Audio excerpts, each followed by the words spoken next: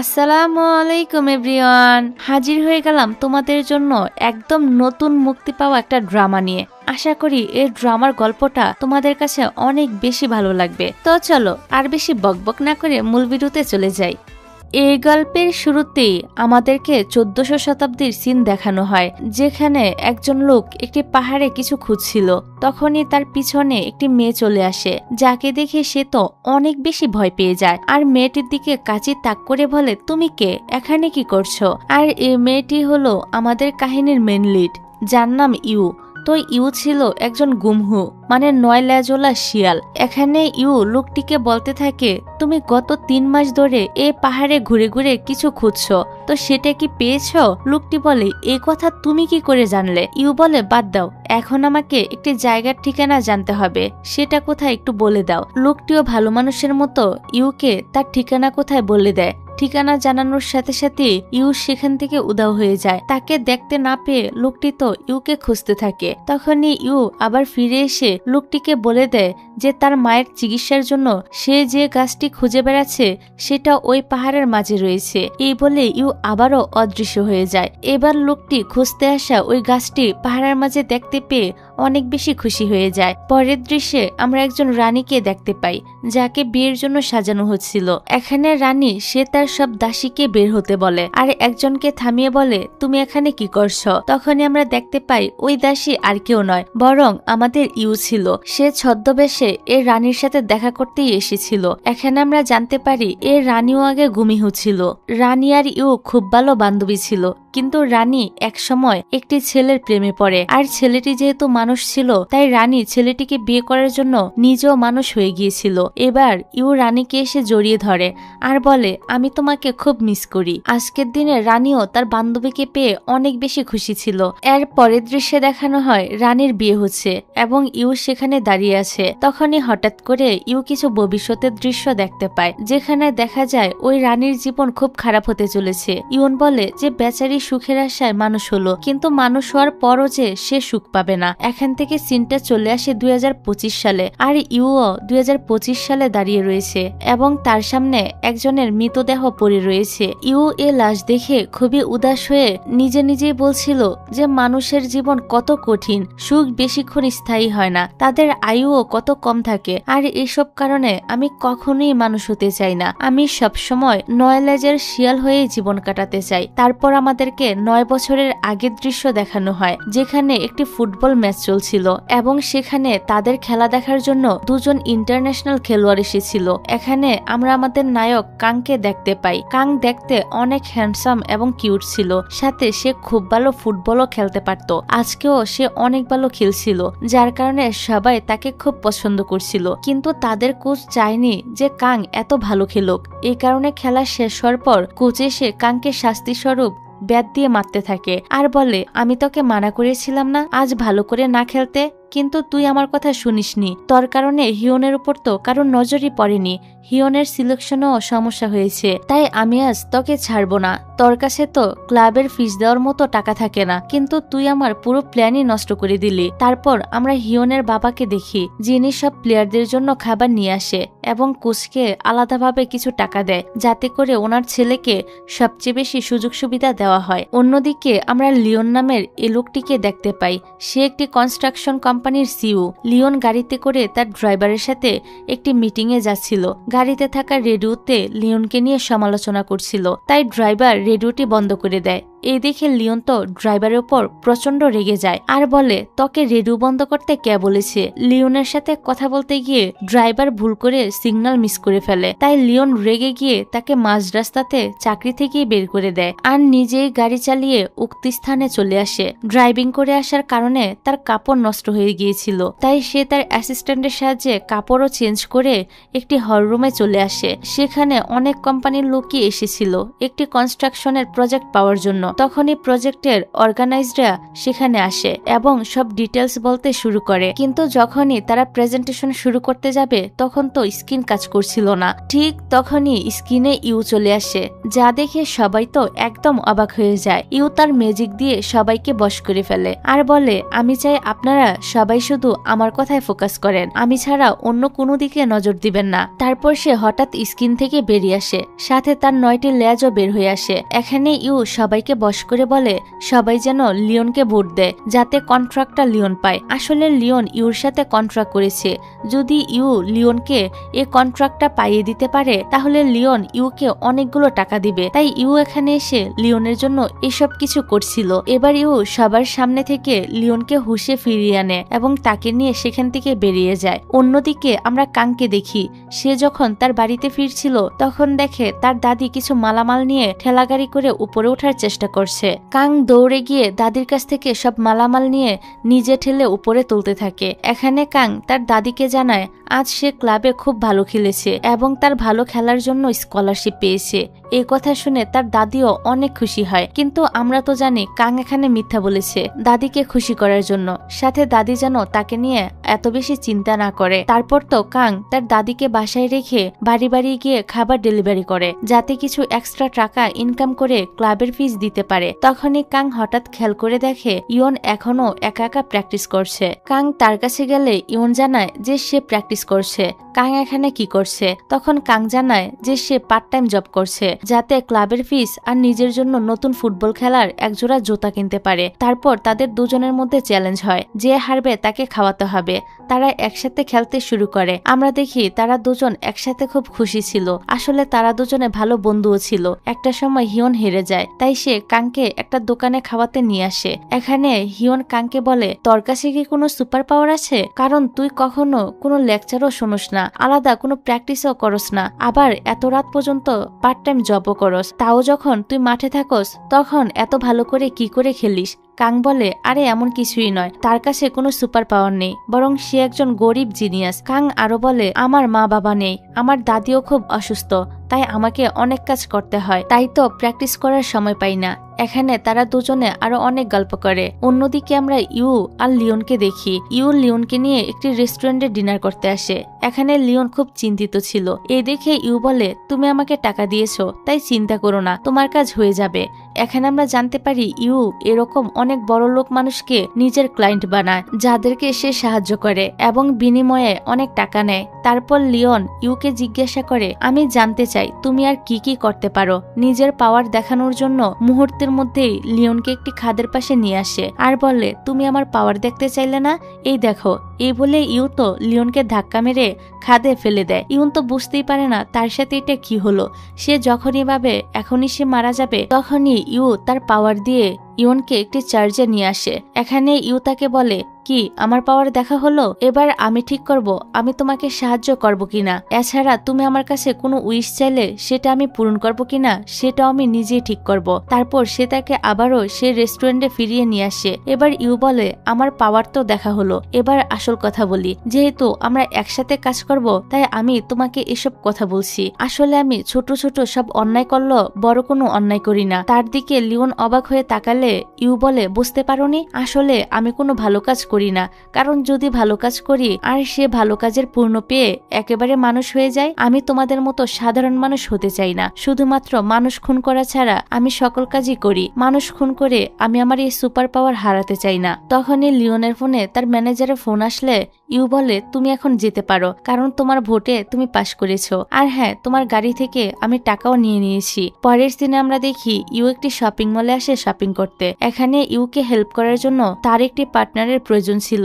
সে একটি মেয়ের কাছে গিয়ে বলে আজকের জন্য তুমি আমার বন্ধু, চলো আমার সাথে শপিং এ সাহায্য করবে। মেয়েটি বলে আমি কেন তোমাকে সাহায্য করব, আমি তো তোমাকে চিনিও না। এই শুনে ইউ তো মেয়েটিকে ম্যাজিক দিয়ে তাকে রাজি করিয়ে ফেলে। তারপর সে মেয়েটির সাথে পুরো শপিং মল ঘুরে ঘুরে শপিং করতে থাকে এবং মেয়েটির কাছে নিজের সম্পর্কে বলতে থাকে। মেয়েটি জিজ্ঞাসা করে আপনি যদি গুমিহু হন তাহলে কি আপনি মানুষের লিভার খান? ইউ বলে আমি জানতাম তুমি এখন এটাই জিজ্ঞাসা করবে, কারণ সব মানুষ একই রকম।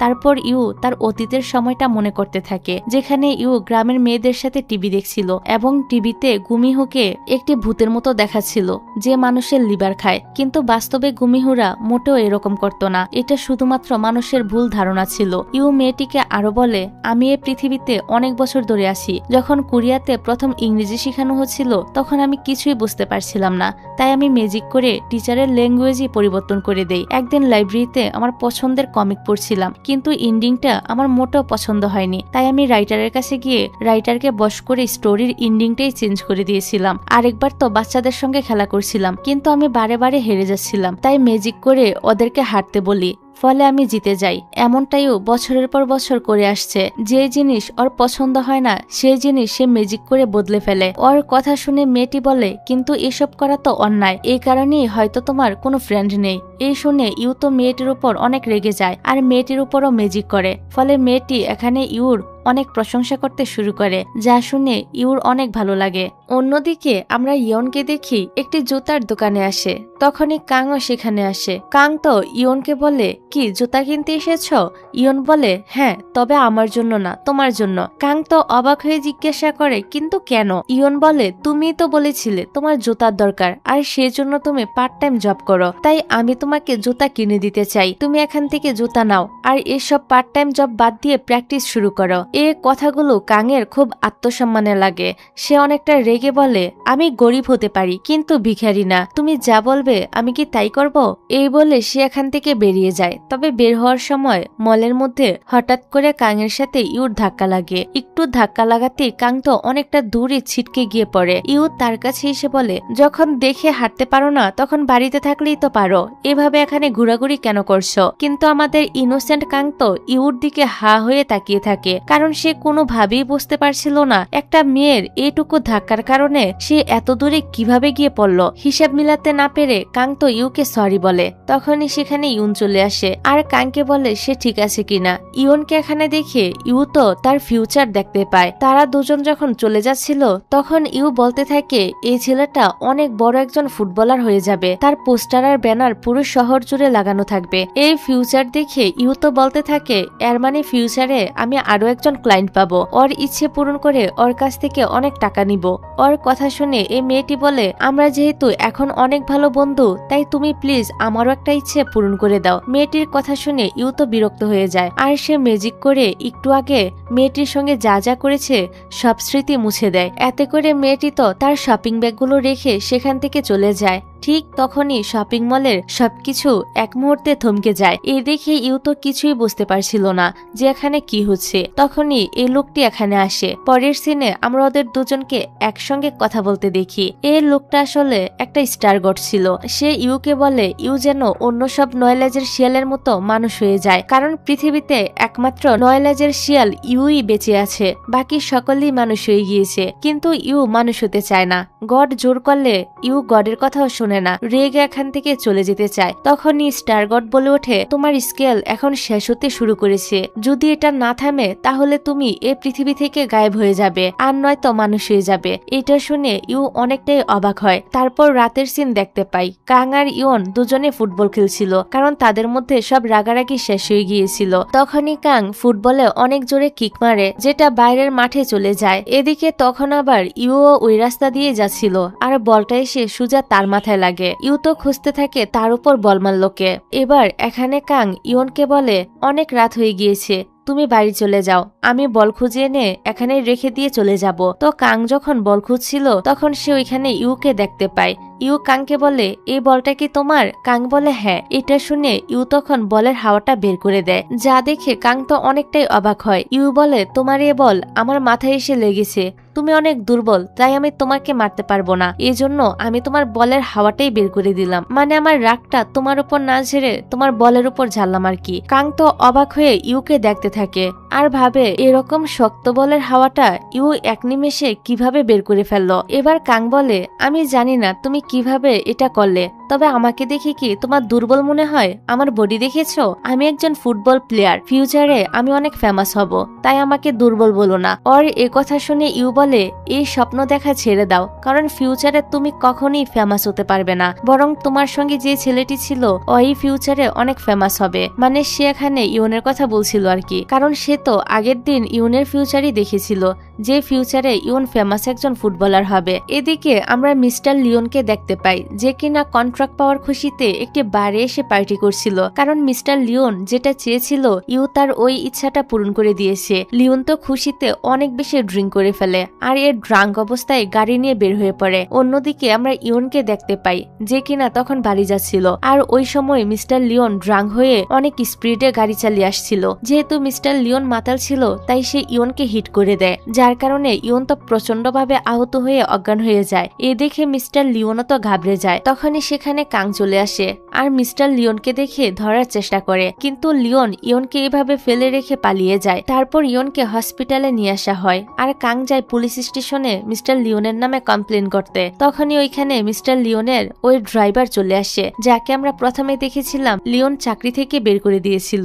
এখানে তার মুখে অনেক আঘাতের দাগ ছিল, আর আমরা ফ্ল্যাশব্যাকে দেখতে পাই লিওন অনেকগুলো টাকা নিয়ে তার ওই ড্রাইভারের কাছে যায় আর বলে অ্যাক্সিডেন্ট হওয়ার দোষটা ড্রাইভারের কাঁধে নিয়ে নিতে। তবে ড্রাইভার রাজি না হলে সে তাকে মারধর করতে থাকে এবং ভয়ভীতি দেখিয়ে রাজি করিয়ে এ পুলিশ স্টেশনে পাঠিয়েছে। এখানে ড্রাইভার তো নিজের উপর সমস্ত দোষ নিয়ে নেয় যে গতকাল রাতে আমি গাড়ি চালাচ্ছিলাম আর অ্যাক্সিডেন্টও আমিই করেছি। ওর কথা শুনে কাং তো অবাক হয় আর বলেন না তুমি মিথ্যা কথা বলছো, অ্যাক্সিডেন্ট স্পটে আমি তোমাকে না অন্য একজনকে দেখেছিলাম। অপরদিকে মিস্টার লিওনকে তার ম্যানেজার বলছিল যে স্যার পুলিশ স্টেশনে আপনাকে ডাকা হয়েছে কারণ অ্যাক্সিডেন্টের সময় একজন ছেলে আপনাকে দেখে ফেলেছিল। এই শুনে মিস্টার লিওন তো ঘাবড়ে যায় আর তার ম্যানেজারের উপর রাগ ঝাড়তে থাকে। ম্যানেজার এখান থেকে চলে গেলে লিওন ওই কার্ডটি বের করে যে কার্ডটি ইউ তাকে দিয়েছিল, সে কার্ডটি বের করে কার্ডের মধ্যে আগুন লাগিয়ে দেয়। তখনই সেখানে ইউ চলে আসে। ইউ বলে কি হলো, মাত্রই তো আমি তোমার একটি ইচ্ছে পূরণ করলাম, আবারও কেন ডেকেছ?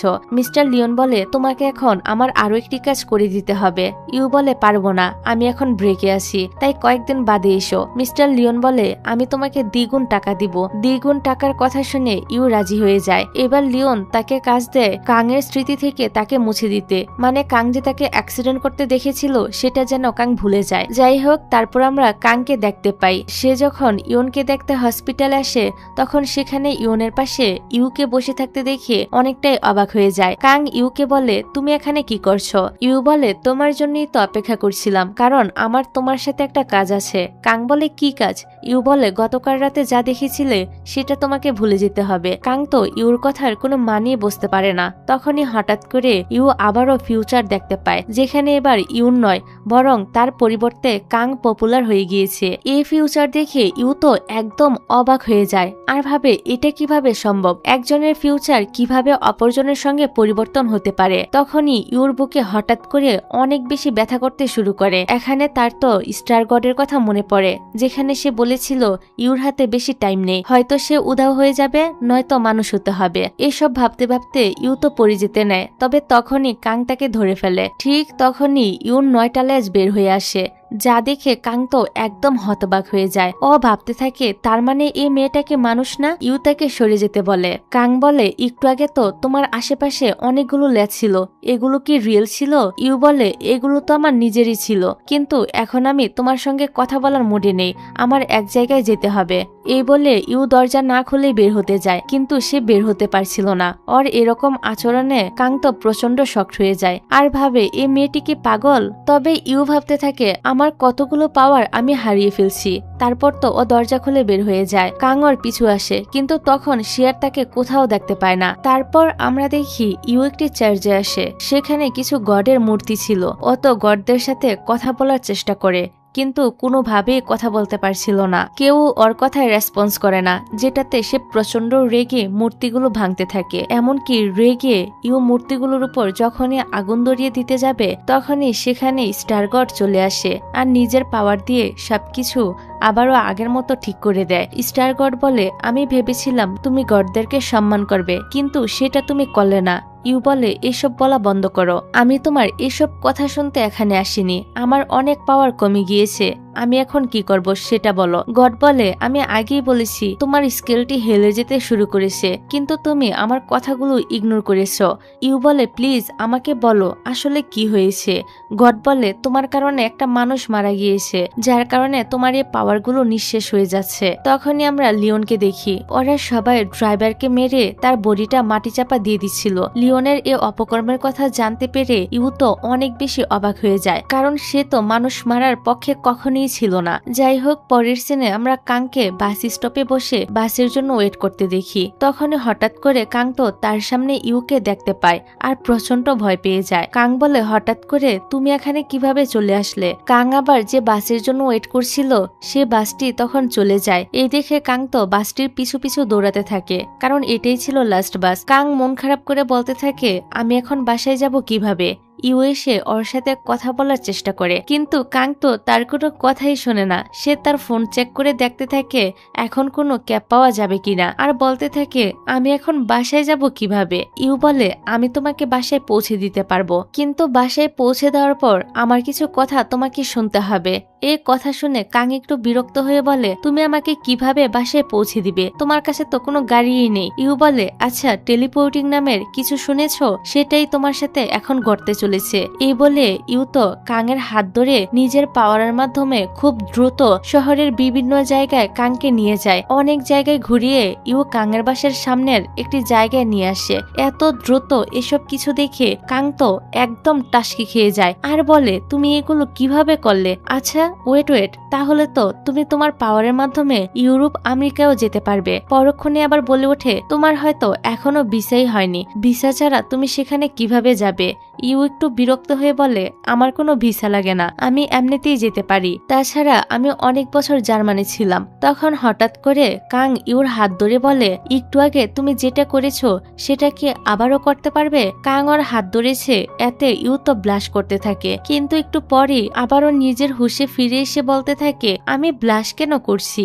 এই বলে ইউ কাংয়ের থেকে নিজের হাতটা ছাড়িয়ে নেয় আর বলে, তুমি আমার হাত ধরেছো কেন? কাং বলে, তোমার হাত তো অনেক সুন্দর। ইউ বলে, এগুলো বাদ দাও, এখন বলো তোমার উইশ কি? তোমার সবচেয়ে বড় উইশ আমাকে বলো, আমি পূরণ করে দিব। আচ্ছা, তুমি কি চাও না তোমার ফ্রেন্ডকে যে অ্যাক্সিডেন্ট করেছে সে ধরা পড়ো? তুমি শুধু এটাই উইশ করো। তোমার উইশ কিভাবে পূরণ করতে হয় এটা আমি দেখবো। কাংও এটা উইশ করে। পরের সিনে আমরা লিওনকে দেখি যে পুলিশ স্টেশনে ছিল, ওকে জিজ্ঞাসাবাদ করা হচ্ছিল। এখানে লিওন প্রচন্ড কনফিডেন্ট ছিল, কারণ অত জানে ওর বিরুদ্ধে পুলিশের কাছে কোনো প্রমাণই নেই। কিন্তু তখন পুলিশ অফিসার কিছু ছবি দেখায়, যেখানে স্পষ্ট দেখা যায় অ্যাক্সিডেন্টের সময় লিওন সেখানেই ছিল। এই ছবি দেখে লিওন তো প্রচন্ড ভয় পেয়ে যায়, তাই সে সাথে সাথে ওয়াশরুমে এসে ইউর উইশ কার্ডে আগুন ধরায়, যাতে ইউ এখানে এসে তাকে সাহায্য করে। কিন্তু কোনো কাজই হয় না। এমন করতে করতে সে অনেকগুলো উইশ কার্ড পুড়িয়ে ফেলে, কিন্তু কোনোভাবে ইউর সাথে যোগাযোগ করতে পারে না। এতে তো সে প্রচন্ড রেগে যায়। তারপর লিওন যখন পুলিশ স্টেশন থেকে বের হচ্ছিল তখন অনেক সাংবাদিক তাকে ঘিরে ধরে, তবে লিওন তাদের কোনো কথার উত্তর না দিয়ে নিজের গাড়ি করে চলে যেতে থাকে। তখনই লিওনের বাবা ওকে কল করে প্রচন্ড রাগারাগি করতে থাকে আর বলে, কি করেছো তুমি? আমার কোম্পানির মান সম্মান তো একেবারে ডুবে যাচ্ছে। লিওন বলে, বাবা আপনি কোনো টেনশন করবেন না, আমি সবকিছুই সামলে নিব। তারপর তো ওরা গাড়ির রেডিওতে নিউজ শুনতে পায় ড্রাইভারের ডেড বডিটাও খুঁজে পাওয়া গিয়েছে, যেটা শুনে লিওন আরো বেশি ভয় পেয়ে যায়। তখনই আমরা দেখি লিওনের গাড়ির কন্ট্রোল হারিয়ে যায়। লিওন ড্রাইভারের সাথে রাগারাগি করতে থাকে আর বলে, গাড়ি ঠিক মতো চালাও। ড্রাইভার বলে, আমি নিজে তো গাড়িটিকে কন্ট্রোল করতে পারছি না। তখনই হঠাৎ করে লিওন লক্ষ্য করে ওর সামনে ইউ বসে আছে। লিওন বলে, আচ্ছা তাহলে এসব কিছু তুমি করছো? আমি তোমার ক্লায়েন্ট, তুমি আমার সাথে এটা কিভাবে করতে পারলে? ইউ বলে, না, এখন আর তুমি আমার ক্লায়েন্ট না, আমি তোমার কাজ করেছি আর তার বিনিময়ে টাকা নিয়েছি, এখন সবকিছু শেষ। কিন্তু তুমি কি করলে? একটা মানুষকে মেরে ফেললে। তুমি কি জানো ওই মানুষটাকে মেরে ফেলার কারণে আমার এখন পাওয়ার কমে যাচ্ছে? আমি এখন সবকিছু ঠিক করতে এসেছি। তারপর তো সে হাতের ইশারায় লিওনকে বশ করে ফেলে আর বলে, এবার তুমি সবার সামনে সত্যিটা বলে দিবে, ছোটবেলা থেকে যা যা অন্যায় করেছ সবকিছুই স্বীকার করবে। তারপর ইউ ড্রাইভারকেও কন্ট্রোল করে আর পুনরায় গাড়ি সে সাংবাদিকদের সামনে নিয়ে আসে। লিওন গাড়ি থেকে যখন নামছিল তখন সে নিজেকে কন্ট্রোল করার চেষ্টা করে, কিন্তু ওর মুখ থেকে অটোমেটিকলি সব সত্যি কথা বের হয়ে যাচ্ছিল। সে বলে, আমি আমার ড্রাইভারকে মেরেছি, এমনকি ইওনের অ্যাক্সিডেন্টটাও আমিই করেছি। এইসব কথা শুনে পুলিশ এসে ওকে অ্যারেস্ট করে নিয়ে যায়। পরের সিনে আমরা ইউকে দেখি, সে তার বাসার ওই স্কেলটি দেখে যেটার কথা স্টারগড বলেছিল যে তোমার স্কেলটি হেলে যাচ্ছে। এবার ইওনকে শাস্তি দেওয়াতে আস্তে আস্তে ওর পাওয়ার আবারও বেড়ে যায় আর স্কেলটিও আস্তে আস্তে আবারও সোজা হয়ে যায়, যেটা দেখে ইউ তো একটা শান্তির নিঃশ্বাস ফেলে, কারণ সে এখন আবারও পুনরায় তার পাওয়ার ফিরে পেয়েছে। যাক, পরের সিনে আমরা কাংকে দেখতে পাই। সে মাঠের মধ্যে একা একা প্র্যাকটিস করছিল। অনেকক্ষণ প্র্যাকটিস করার পর কাং যখন রেস্ট করছিল তখনই ওর সামনে ইউ চলে আসে। ইউ কাংয়ের জন্য একটি লাগেজ নিয়ে এসেছিল। এই দেখে কাং একটু অবাক হয়ে যায় আর বলে, এটা কি? ইউ বলে, আমার তরফ থেকে তোমার জন্য গিফট, কারণ সবকিছু ঠিক করতে তুমি আমাকে হেল্প করেছিলে আর এই কারণে এখন আমি আমার পাওয়ার ফিরে পেয়েছি। কাং অবাক হয়ে বলে, আচ্ছা তুমি আসলে কে? ইউ তো ভাবতে থাকে কাং হয়তো তার নাম জিজ্ঞাসা করেছে। ইউ একটু ব্লাশ করে বলতে থাকে, তুমি আমার নাম জানতে চাচ্ছ? কিন্তু আমি কোনো মানুষকে নিজের নাম বলি না। কাং তখন বলে ওঠে, না না, আমি তোমার নাম জিজ্ঞাসা করছি না, আমি জানতে চাচ্ছি তুমি কি মানুষ নাকি ভূত। যেটা শুনে ইউ অনেকটা রেগে যায়, কারণ অত ভেবেছে কাং ওর উপর ক্রাশ খেয়েছে, কিন্তু এখন কাংয়ের কথা শুনে তো এরকম কিছুই মনে হচ্ছে না। এই কারণে ইউ আবারও একটু ভাব নিয়ে বলে, আচ্ছা তুমি বলো, আমাকে দেখে তোমার কি মনে হয়? কাং বলে, আমার তো তোমাকে দেখে ভূতই মনে হচ্ছে, তুমি কি শাকচুন্নি? এই শুনে ইউ এবার অনেক বেশি রেগে যায় আর বলে, আমি হলাম নয়লা জোলা শিয়াল। কাং একটু অবাক হয়ে বলে, তাহলে ওই দিন হসপিটালে আমি যেগুলো দেখেছিলাম সেগুলো সত্যি, তাই না? ইউ বলে, হ্যাঁ। তারপর ইউ কাংকে নিজের কার্ড দেয়। পরক্ষণে আবার কার্ডটি ফিরিয়ে নিয়ে বলে, না না, আমি তোমাকে কার্ড দিতে পারবো না, আমি এখন রেস্ট নিতে যাব, আমি চাই না আমার ভ্যাকেশনে কেউ আমাকে বিরক্ত করুক। কাং বলে, আচ্ছা তুমি আমাকে লাগেজ কেন দিয়েছ? ইউ বলে, কারণ এ লাগেজটি তোমার দরকার হবে। কাং বলে, কেন দরকার হবে? ইউ বলে, খুব শীঘ্রই তুমি ফেমাস হয়ে যাবে। এই কথা শুনে কাং একটু বিরক্ত হয়েই বলে, ওই দিন না তুমি বলেছিলে আমি জীবনে কিছুই করতে পারবো না, আমার ভবিষ্যৎ পুরো অন্ধকার, এখন বলছো আমি ফেমাস হয়ে যাব? ইউ বলে, ওইগুলো তো আমি এমনিতেই বলেছিলাম। কাং জিজ্ঞাসা করে, আচ্ছা এমনিতে তোমার নাম কি? ইউ ভাবতে থাকে ওকে নিজের নাম বলবে কিনা, তারপর সে নিজের নামটা বলে দেয় যে আমার নাম হলো ইউ। তখনই কাং এর কাছে একজন মহিলাকে আসতে দেখে ইউ তো সেখান থেকে গায়েব হয়ে যায়। এবার কাং এই মেয়ের কাছ থেকে জানতে পারে তাকে ন্যাশনাল টিমের জন্য ডাকা হয়েছে, যেটা শুনে সে প্রচন্ড অবাক হয়ে যায়। অন্যদিকে আমরা ইয়নকে দেখি যে হসপিটালে ছিল। হসপিটালে থাকা অবস্থায় ইয়ন প্র্যাকটিস করার চেষ্টা করে, তখনই ওর সাথে কাং দেখা করতে আসে। কাং এখানে এসে ইয়নকে খুশির খবরটা দেয় যে তাকে ন্যাশনাল টিমে ডাকা হয়েছে। এই খবর শুনে ইয়নও কাংয়ের জন্য অনেক বেশি খুশি হয় আর বলে, তুমি জয়েন হও, আমিও তাড়াতাড়ি সুস্থ হয়ে জয়েন করব। পরের সিনে আমরা দেখি কাং এয়ারপোর্টে আসে, যেখানে কোচ ওর জন্য ওয়েট করছিল। তারপর আমরা 9 বছরের পরের সিন দেখতে পাই। ইউ থাইল্যান্ডের একটা দ্বীপে একা থাকছে। তখন একটা লোক এসে বলে, আপনি আর কতদিন এখানে থাকতে চান? ইউ বলে, আমার যতদিন মন চাইবে। কিন্তু ও যখন টাকা পে করতে যায় তখন ও বুঝতে পারে ওর তো সব টাকা শেষ, যেটাতে ও অনেক বেশি অবাক হয় আর ভাবে, এখন আমি কি করব? অন্যদিকে আমরা কাংকে দেখি, সে নিজের টিমের সাথে ছিল। সবাই আজকে অনেক খুশি ছিল, কারণ ওরা পরপর কয়েকটা ম্যাচ জিতেছে। সবাই তখন আজকে সেলিব্রেশনের কথা বললে কাং বলে, আরো 5টা ম্যাচ বাকি আছে, আমাদের বেশি বেশি প্র্যাকটিস করতে হবে, তোমরা খেলায় ফোকাস করো, পরে সেলিব্রেট করতে পারবো। কাংকে টিমের লোক কিছু বলতে না পারলেও তারা সবাই ওর কথা শুনে প্রচন্ড বিরক্ত হয় আর নিজেদের মধ্যে বলতে থাকে, ও এমন কেন? আমরা কি সবসময় প্র্যাকটিস করব নাকি? আমাদের লাইফে তো এনজয়েরও দরকার আছে। তখনই একজন প্লেয়ার বলে, আরে টেনশন করো না, আমাদের ক্লাবের সাথে ওর কন্ট্রাক্ট কিছুদিনের মধ্যেই শেষ হয়ে যাবে। কিন্তু পরের সিনে আমরা দেখি কাং তো নতুন আরেকটা কন্ট্রাক্টে সাইন করে। এখন কাং অনেক বেশি ফেমাস হয়ে গিয়েছে, ও আন্তর্জাতিক প্লেয়ার হিসেবে খেলছে, কোরিয়ার নাম উজ্জ্বল করেছে।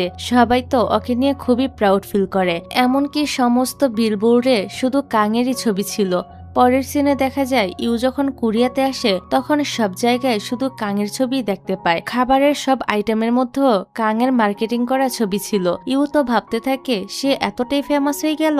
অন্যদিকে আমরা ইয়নকে দেখতে পাই, ও যখন ঘুম থেকে ওঠে তখন সে দেখতে পায় ওর বাবা ওর পুরনো ট্রফিগুলো ব্যাগে ভরছিল, যেগুলো দেখে ইয়নের অনেক খারাপ লাগে। ও নিজের রুমে থাকা বাকি ট্রফিগুলো ওর বাবার ব্যাগে এনে ঢুকিয়ে দেয় আর বলে, বাবা এগুলো কি তুমি ফেলে দিবে? এখানে তারা দুজনেই অনেকটা ইমোশনাল হয়ে যায়। তারপর বাবা ছেলে একসাথে লাঞ্চ করতে বসে। এখানে ইয়ন তার বাবাকে বলে, প্লিজ আমাকে মাফ করে দিও, আমি কিছুই করতে পারিনি। বাবা বলে, না এমনটা বলো না, এসব তোমার ভাগ্যেই ছিল না, পরবর্তীতে কি হবে সেটা তো আমরা কেউই জানি না, নিশ্চয়ই তুমি কিছু না কিছু করতে পারবে। তখনই বাইরে বৃষ্টি শুরু হয়ে যায়। ইয়ন ওর বাবার দিকে তাকায় আর ওর বাবাও ওর দিকে তাকায়। দুজনেই দৌড়ে বাইরে গিয়ে ইয়নের ওই ট্রফিগুলো আবারও ভিতরে নিয়ে আসে। পরের সিনে আমরা ইউকে দেখি, ও যখন একটি স্টলে কিছু খাবার কিনতে আসে তখনও সব জায়গায় কাঙের পোস্টার দেখতে পায়। তারপর ইউ একটি খাবার নিতে যায়। তখনই দুজন মেয়ে ওর সামনে থেকে খাবারের প্যাকেটটা নিয়ে নেয় আর বলে, আমরা আগে নিয়েছি তাই তোমাকে এটা দিতে পারবো না। ইউ এর কারণ জিজ্ঞাসা করলে মেয়েগুলো বলে, এই খাবার কিনলে কাঙের ছবি পাওয়া যায়। এই বলে মেয়েগুলো তো খুশি হতে থাকে। ইউ ওদেরকে জিজ্ঞাসা করে, আচ্ছা কাঙের মাসিক ইনকাম কত?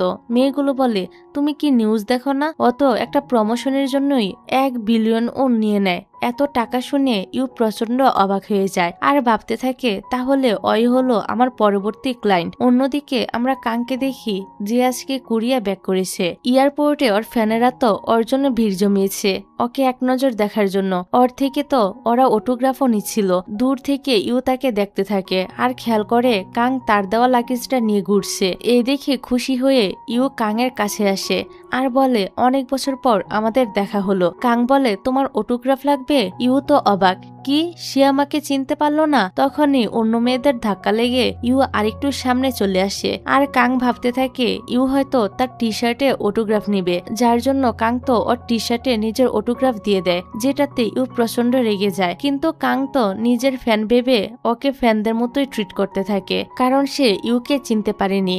ইউ ভাবতে থাকে, এই শয়তান ছেলেটা আমাকে চিনতে পারেনি। তারপর সে নিজের পাওয়ারের মাধ্যমে কাঙের লাগেজটা ওপেন করে দেয়, ফলে সবার সামনে লাগেজ থেকে ওর সব জিনিসপত্র পড়ে যায়। তখনই ইউ সামনে এসে বলে, তুমি আমার টি শার্টে সাইন করলে, এর বদলা তো আমি নিবই। এই বলে সে ইউর বায়োগ্রাফি বইটি নিয়ে সেখানে নিজের ছবির কার্টুন বানিয়ে দিয়ে চলে যায়।